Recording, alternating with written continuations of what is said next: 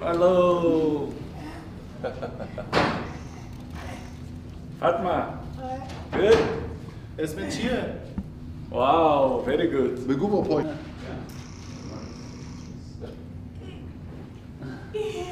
Very. Yeah, nice. Thank you. Thank you.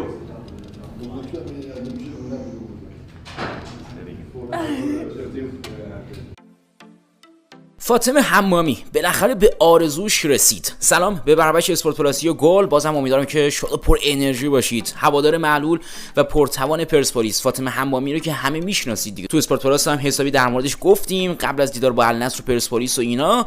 با پیگیری‌های مدیر عامل باشگاه به آرزوی خودش رسید و عصر امروز با رونالدو دیدار کرد. فاطمه حمامی هوادار پرتوان پرسپولیسیه که معلولیتش مانع هنر شکوفاییش نشده. انصافا آرزو کرده بود که وقتی رونالدو به تهران میاد